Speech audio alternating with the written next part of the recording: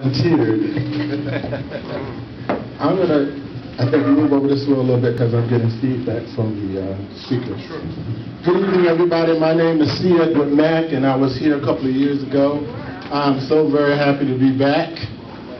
I am a veteran of the United States Air Force, and I'm running for the office of judge in seat number 28. That's along with Elizabeth and Randy here and about 5 other people.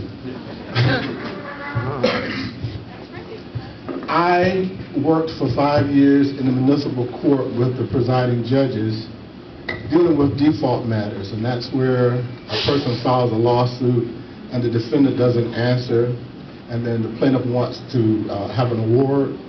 I would review the files for the judges to see whether or not the plaintiff had filed the right documents and served them correctly. And then if that occurred, we'd enter a default, and then I would review the files for a judgment to make an award of money damages, attorney's fees, interest, and costs. I transferred from the municipal court in 1990 to the public defender's office, where I've been doing criminal litigation for the last 20 years. And I am here to tell you that if you have never been in a criminal courtroom and sitting in the defendant's chair, you don't know what fear is.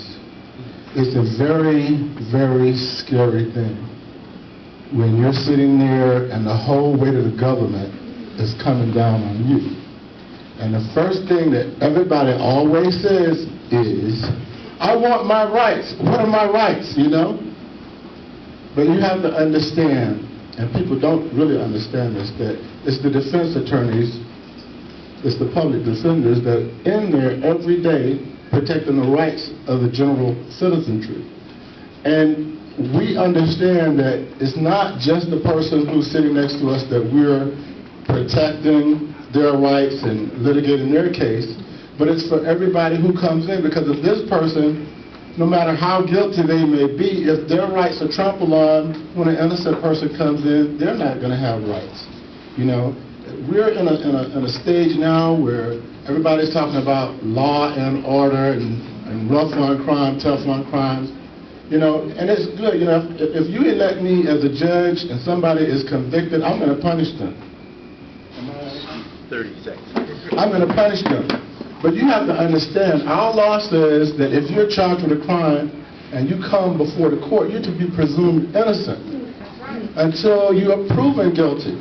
That's not the system that we have right now. You come in, you're presumed guilty. That's a very difficult position to be in. It's hard to be treated that way, you know, and to stand up and face the judges, the prosecutors, and the police every day to try to make them treat people decently is a very difficult position, but I've been doing that for almost a quarter of a century.